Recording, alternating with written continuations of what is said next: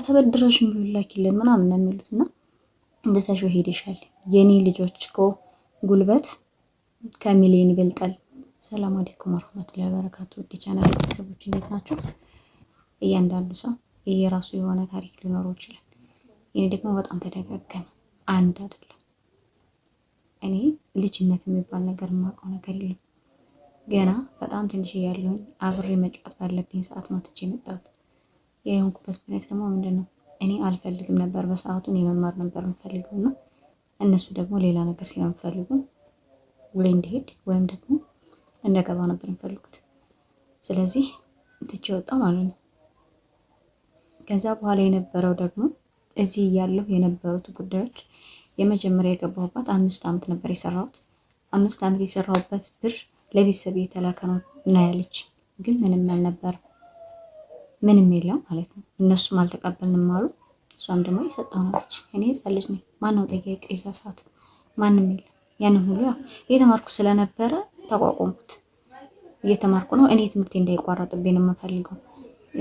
ተያዥ ሆኖ ምናምን የሚያስገባችሁ በቃ። ምክንያቱም ቤተሰብ ከሌላችሁ፣ ኃላፊነት የሚወስድ ሰው ከሌላችሁ የባሰ በቃ። አንድ ቤት በነፃ ከሰራችሁ ሌላውን ቤት በነፃ እንዲያሰራችሁ ነው የምፈልገው እና ከዛ ሁለተኛው ቤት ደግሞ ዳና ነው፣ ምንም አይልም።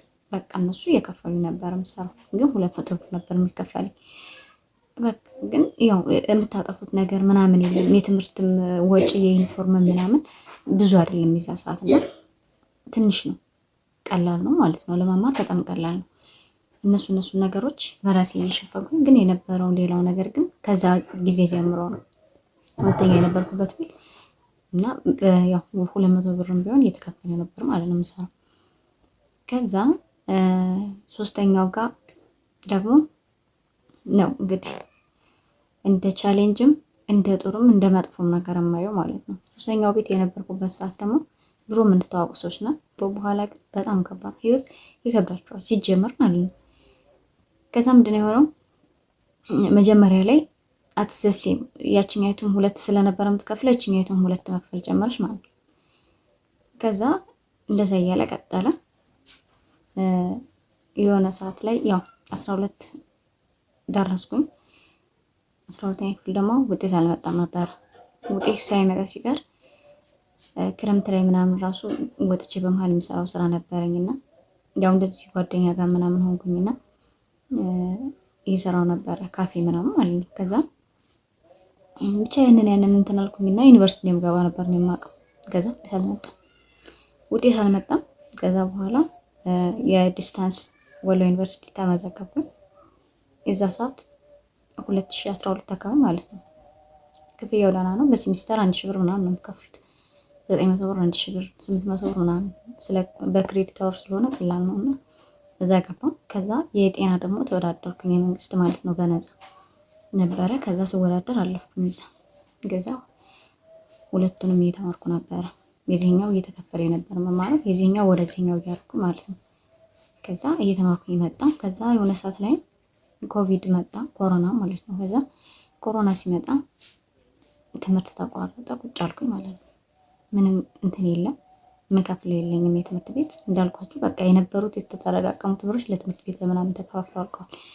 ከዛ ኬሚሴ ሄድኩኝ ማለት ነው። ኬሚሴ ሄድኩኝ እና ከፍተኛ እንግዲህ የተከፈልኩበት ቤት ማለት ነው። ከዛ 900 ብር ነበር የተከፈለኝ። 3 ወር ነው የሰራሁት። ከዛ ትምህርት ሲከፈት መልሼ መጣ ማለት ነው። ከዛ መልሼ መጣሁኝና እንትን ጀመርኩኝ፣ የጎዳና ንግድ ምናምን ማለት ነው። በተወሰነ ብር 1500 ብር ነው እንደምንሽ የተጠቀምኩትና ያንን ነገር እንትን አልኩ። ትንንሽ ነገሮችን እንደ ካልስ ምናምን አይነት ነገሮችን እነሱን መስራት ጀመርኩ ማለት ነው። ከዛ እነሱን እየሰራሁ እያለ አንዳንድ ቀን ከትምህርት ቤት ምናምን እየቀረሁ ነው ያለን ስራ ሰራ የነበረው ማለት ነው። ንግዱ በጣም አሪፍ ነበር። የዛ ሰዓት ጥሩ ነበር፣ ገበያም አሪፍ ነው እና ያው የዱቤ የሚሰጧችሁ ምናምን አታጡም እና ያው እየተለመደ ሲመጣ በጣም የአራዳ ነጋዴዎች የሚገርሙ ናቸው። በጣም ጥሩ ሰዎች ናቸው ሲበዛ ማለት ነው። እስቲል ነው ያልተከፈላቸው ብር አለ አሁን ድረስ ማለት ነው። በቃ ስታገኝ ትሰጭናለሽ ምናምን ብለው የነበረው ማለት ነው። ግን ከዛ በኋላ ጦርነት መጣ። ጦርነቱ ሊገባ አካባቢ ምናምን በደንብ ነው የሰራ ነው እኛ እና የዛ ሰዓት አሪፍ ነበር። ከዛ ይሄ ቦታው ምናምን የተባለው የተጀመረው የዛ ሰዓት ነው። አንቺ ከምትንከራተች በቃ እዚህ ያለ ቦታ፣ ስለዚህ እቃ ምናምን እንትን በይና ስሪ። ቢከራይ እኮ አንቺ ቤት ተከራይተሽ እዚህ ኪራይ እኮ የሁለቱ የሶስቱ ክፍል እኮ ለአንቺ ሆንሻል ስትለኝ እሺ አልኩኝ። ከዛ እቃ ገዛ። የዛ ሰዓት 400 ብር ምናምን ነበር እንትን ቆርቆሮ ማለት ነው 400 ብር ምናምን። ከዛ እያንዳንዱን ነገር ሁሉ እቃ ተሟላ ማለት ነው። ከዛ ይሄ እንትን እኔ ህጋዊ እንደሆነ ፈልጋለሁ ስላልኳቸው መዘጋጃ ቤት በሰዓቱ አልፈቀደልንም ምናምን አሉ። ከዛ ቆየን። ከዛ የተጀመረው መቼ ነው? የዛሬ አመት ተጀመረ ማለት ነው። ተፈቀደ። የዛሬ አመት ተጀመረ። ከዛ ያው እዚህ እኔ አሁን እየሰራሁ ምናምን የነበረውን ነገር እያደረኋቸው ነበርና ተጀመረ። የተሰራ ነበር። ከዛ ሁሉንም ነገር እኔን ጠየቁኝ ማለት ነው። እንዴት ነው እንዲሁን የምትፈልጊው ምናምን፣ አሁን ፈቅደውልናል። ከዛ ያው ለመዘጋጃ ቤት ማስጨረሻ ምናምን ሁሉ ብለው ሰጥቻለሁ። እሺ አልኳችሁ በቃ። ከዛ እቃም እንደገና ድጋሚ ገዝቼ አሁን የነበረው ማለት ነው የበፊቱ የነበረው ማቴሪያል ምናምን ተበላሽተዋል፣ እንጨቱን በስብሰዋል። ከዛ ሁሉንም ነገር ገዝተን እንደገና ተገዛ ማለት ነው። ሚስማሩን ቆርቆሮ ያንሳል ተባለ፣ ተገዛ። ከዛ የሆነው ነገር ምንድን ነው?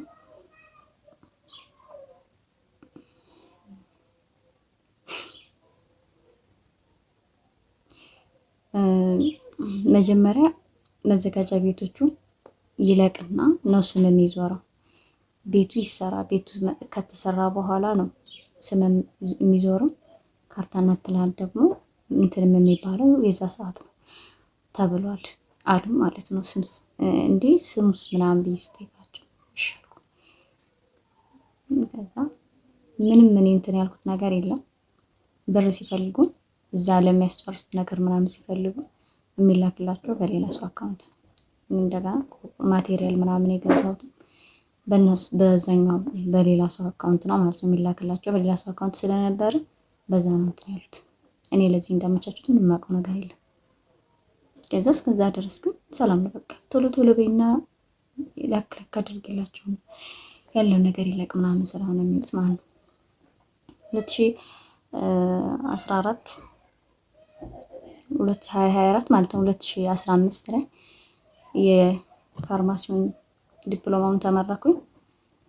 እንደገና ደግሞ ጥር አካባቢ ላይ ማለት ነው የኛውን ደግሞ 2016 ላይ ማኔጅመንቱን ተመረኩ። ጨረሱኝ። ስራ የለም። ሁሉም ቦታ ሲቪ ያስገብቻለሁ። ከ10 ያለነሱ መስሪያ ቤቶች ሲቪ ያስገብቻለሁ። የለም፣ አይጠሯችሁ። ተጠባባቂ ምናምን ራሱ ብለው ጠሯችሁ ሞላ በቃ የለም ሰው አገኘን ይሏችኋል። ከሆነ ጊዜ በኋላ የግል ፋርማሲ ቤት የሚከፈለው 3000 ብር ነው። ለምሳሌ እኔ ልስራ ብን እኔ ማወጣው 3000 ብር ነው፣ የሚከፈለኝ ደግሞ 3000 ብር ነው ማለት ነው። ለብቻ 2000 ብር ከፍላለሁ፣ ትምህርት ቤት 1000 ብር ከፍላለሁ ማለት ነው። ከዛ አሁን እየተማርኩ ያለው 2015 ላይ ነው የጀመርኩት። ስራ እስከማገኝ ድረስ የኛው ዲፕሎማ ስለነበረ ፋርማሲ ዲግሪውን ጀመርኩ ማለት ነው። ክፍያው ደህና ነበር ነው ማለት ከሌሎች ኮሌጆች ምናምን አንፃር የኛ ደህና ነው። 1000 ብር ምንም ያን ያህል እንትን የሚል አይደለም። ምክንያቱም 2005 ምናምን ነው የሚከፈለው አሁንና የጤና ደግሞ ውድ ነው። ያው ቻሌንጅ ቢኖረው እንደዚህ ዋጋ ቢያስከፍልሽም ላይሰንሱ እንኳን ቢያንስ ያገለግልሻል። የንግድ ፈቃዱ ማለት ነው ይከራያልኛና እሱ እንኳን ያገለግልሻል ምናምን ሲሉ ሰዎች የገባው። ከዛ እየተማርኩኝ እያለ ይሄ ንግዱን በቃ እያንዳንዱን ነገር እቃ ምንም ያሉትን ነገሮች ምን እያሉ ሄዱ። እያጠፋችሁ ስትመጡ ማለት ነው እያለቀ ነው የሚመጣው። ከዛ ይሄ ወራቱ በሙሉ ጠፋ እና በቃ በጣም እንትን እያለ ሄደ። ከዛ የዛሬ አመት አካባቢ ላይ የዛሬ አመት ማለት ነው ከነበርኩበት ቤት ወጣሁ። ምክንያቱም እኔ ከአቅሜ በላይ ነው። ሌሊት እሰራለሁ፣ ቀን ትምህርት ቤት እሄዳለሁ። ከዛ እረፍት የሚባል የለም እና በጣም ምን እያመመኝ ምናምን ስለነበር በቃ ከዚህ አይብስብኝም ብዬ ወጣሁ። ከዛ እንደወጣሁ ነግራቸዋለሁ። በቃ ቤት ተከራይቻለሁ። የራሴን ህይወት ነው አሁን የምኖረው እና በቃ ስለዚህ እፈልገዋለሁ ቶሎ ቶሎ ብላችሁ ጨርሱልኝና ቢያንስ በቃ እንዳስፈላጊነቱ እንትን ካለኝ በቃ እመጣለሁ ምናምን ብያቸው እሺ ብለውኛል። ከዛ ሰኔ ላይ 2017 ማለት ነው አለቀ። ከዛ ወንድሜን ጠየቁት ማለት ስሙ በማን ነው ለምንድን ነው ስሙን የማታዞሩት ምናምን ስለው እናቴን ጠይቂያታለሁ። ከዛ እንደገና ደግሞ አይ እናቴን ከምጠይቃት በፊት አባቴን ልጠይቅ ብዬ አባቴን ጠየቁት። እሱም እናትሽን ጠይቂያታለሁ። ሁሉም የቤተሰብ ምክክር ነው ሲጀመር ማለት ነው። ከዛ እሷን ስጠይቃት ኧረ ትተሽ ሄደሽ የለ እንዴ ድጋሚ ልትጠይቅ የሚያምርሻል እንዳለች ማለት ነው። አያስፈልግም ሲጀመር ምክንያቱም ሄደሻል በቃ አለቀ። እና ታዲያ እኔ እንደዚህ እኮ አሁን እኮ ቤት ኪራይም ከፍሎ የለም ምናምን አልኳት ነው። እኔ ስልክላቸው አካውንቴ ላይ 1000 ብር ብቻ ነበር የነበረው። እስከዛ ድረስ ግን እነሱ ምንም እንትን አላሉ። የለኝም ስላቸው ራሱ እውነት አይመስላቸውም። በቃ ተበድረሽም ቢሆን ላኪልን ምናምን ነው የሚሉት። እና ማለት እኔ በቃ እየቀለዱ ምናምን ሁሉ ነበር የመሰለኝ። የእውነትሽን ነው እንዴ ለምንድን ነው እንደዛ እንትን የማይለው ምናምን አልኳት ነው። ኧረ ሲጀመር የአንቺ ገንዘብ ይገርምሻል እንዳለች በፊት እንግዲህ የተስማማ ነው እነሱ ጉልበት ሆነው እስከፈለግሽ ድረስ ይሰሩ የታቸው ነሽ አንቺ። ስለዚህ እንኳን ለህግ ለማንም ይታገዛል እና ችግር የለውም ማለት የጉልበትን የማወቅ ስለሌለ ማለት ነው። ለአናጤ ግን ተከፍሏል ለመሀንዲስ ማለት ነው። መሀንዲስ ያስፈልገዋል ተብሎ በካርታና ፕላን ስለሆነ አሁን እንትን የተባለ ስለሚያስፈልገው ተከፍሎበታል አሁን ማለት ነው። ግን አጋዥ የሚያግዝ ሰው ምናምን ድልድዩ ምናምን ሰው ስለሚያስፈልገው ለሱ እኛ እንትን እንላለን አሉ ማለት ነው ሲሉ እሺ አልኳቸው። ከዛ ሲጀምር እንደታሽው ሄደሻል የኔ ልጆች እኮ ጉልበት ከሚሊዮን ይበልጣል። አንቺ ይህንን እንትን ያልሽው ይገርምሻል እንዴ? ስለዚህ በቃ አለቀ። ሌላ ተምረሻል፣ ስራሽን ፈልገሽ መግባት ትችያለሽ። ከፈልግሽ ደግሞ ቤቱም እንትን ካለሽ ኪራዩ ምናምን ከከበደሽ የነበርሽበት መመለስ ትችያለሽ አለች። ይኖርሽ ነው በቃ ልምድሽዋል፣ አዲስ ነገር አይደለም ላንቺ። ስለዚህ እንደነበረው እንደ ድሮሽ መመለስ ትችያለሽ አለች። እኔ ትቼው ነበር ወላይ ነው የምላችሁ። ትቼው በቃ ማለት በጣም አዝኜ ምንም ብዬ ጸጥ ብዬ ትቼዋለሁ። ይሄ እንግዲህ አሁን ምንም ስራ እንዳልኳችሁ ምንም አልነበረም እና እኔ ሁሉንም ነገር ትቼዋለሁ። ግን አሁን ላይ እኔ እነሱን ለማማረር ምናምን አይደለም። በቃ ምን እኔ እንትን ብላችሁ እኮ መክሰስ ማትችም እኮ ነው የተባልኩት። በሰው ማስጠቂያቸዋለሁ። በቃ አናቅም ልጅ ለቤተሰቡ ያደርጋል። በቃ ያንን ነው ያደረገችው። ከዛ ውጭ የምናውቀው ነገር የለም ያሉት። ስለዚህ ይሄ አዲስ አይደለም ለሱ። እንደነበረች እንደ ድሮ ሆና መኖር ትችላለች። በፊት ቤተሰቦቻችን ብላ ኖረች። እኔ ሀነርስ አልቆፍር እንግዲህ እኔ ምን አደርጋለሁ? እዛ እነሱ ጋር ብቀመጥ እኔ ምንም አደርገው ነገር አለ? ምንም አላደርግም እኮ ሴት ልጅ ነኝ። እንግዲህ ያው ሴት እንግዲህ ስታርስ ምናምን እኛ እንግዲህ በእኛ ማህበረሰብ አይታወቅም። እንግዲህ ወይ እንግዲህ ሀብታም ምናምን ሊድሩኝ እንደነበረ እንግዲህ አላውቅም እንጂ ከዛ ውጭ ያለው ነገር ግን ይሄን ይመስላል። አሁን ላይ ባለው ግን ግማሽ ምናምን ስራ እንትን ማለት ስለምፈልግ ስልክ ያስቀምጭላችኋለሁ ዲስክሪፕሽን ላይ፣ እንዲሁም ደግሞ ውጤቴን ማስቀምጭላችኋለሁ። ሲቪ ምናምን ካስፈለገ ልክላችኋለሁ። እና ግማሽ ቀን ስራ መስራት ፈልጋለሁ። ማንኛውንም ስራ ማለት ነው እሰራለሁ። ማለት በቃ ከተሰጠኝ ሀብት የመጀመሪያው ምንድነው ያው ጤና ስንኩ ነው አልሐምዱሊላህ። ግን ስታስቡት ግን በጣም ነው የሚጎዳው፣ በጣም ማለት ነው። ምክንያቱም እኔ እፎይ ብዬ በቃ ነፃነቴን አውጄ መቀመጥ ነበር የምፈልገው። ድጋሚ ወደዛ ደግሞ መመለስ አልፈልግም። ምክንያቱም ያሳለፍኳቸው ነገሮች የኔ ስቴፖች እያንዳንዳቸው በጣም ነው የሚያስጠሉት፣ በጣም ማለት ነው። እንዲህ ነው ማለት አልፈልግም። ወጥቼ ተመልሼ ሄጄ አውቃለሁኝ። ግን ይሄኛው ግን የባሰ በቃ በጣም ከባድ ነው የሚሆን ያሁኑ ማለት ነው።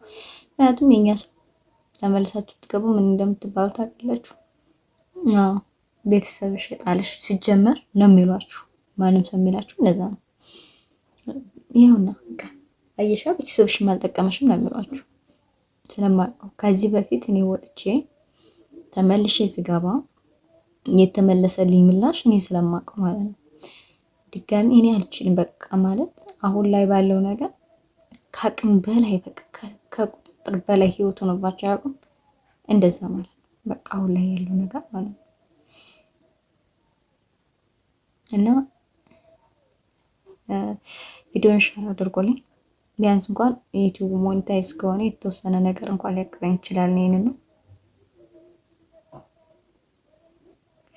አሁንም ቅርብ ነው ከታስበበት ማለት ነው። አሌ ነው አላችሁ ሰላም